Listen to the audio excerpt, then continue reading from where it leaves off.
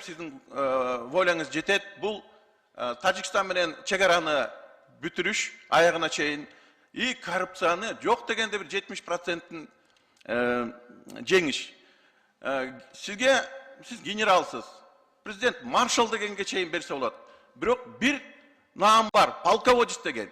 Бұл улуттук аябай бир чоң бир сраженияны уткан адамга берчиле. Мен ишенем, сиз жеңсеңиз, эл сизге полководец деген наам берет го деп ойлойм. Бұл президент де бере албайт. Бұл ел берет, жөнөкөй солдаттар берет, жөнөкөй офицерлер берет. Ошондуктан мен ойлоп атам, бұл мыйзамды колдойбуз, бирок сиз аягына чейин жетишиңиз керек. Бул коррупция. Рахмат. Рахмат. Кийинки сөз Алиев Медербек Кубанычевичтен. Чоң рахмат, урматтуу Нурлан Тургунбекович, урматтуу кесиптештер, урматтуу Камчы Кыдыршевич.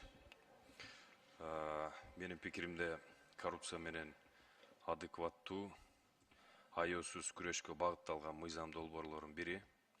Бирден бир себеби коррупцияга шектелген, сот тарабынан күнөөсү далилденген адам өзү гана жазага тартылбастан туугандары дагы тартылат экен.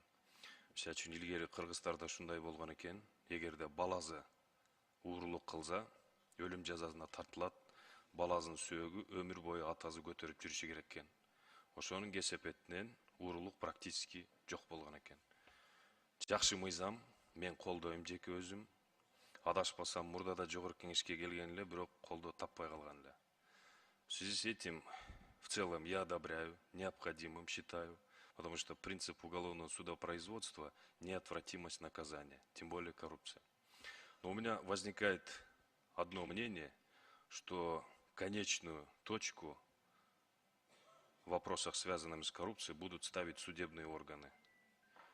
Вот в римском праве, который распространился по всему миру, основной постулат гласит: лучше оправдать 10 виновных, чем осудить одного невиновного. Возможно, после принятия этого закона, чтобы он действительно работал по инструкции, многое зависит от судебных органов.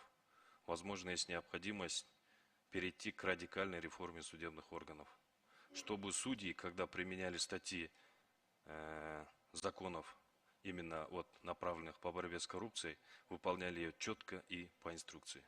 Мен сунушым ушундай эле да, мүмкүн судебный органдардагы реформа кылышы керек, чтобы они могли конкретно, четко использовать данный закон. Рахмат. Жалпысынан мен колдойм. Рахмат.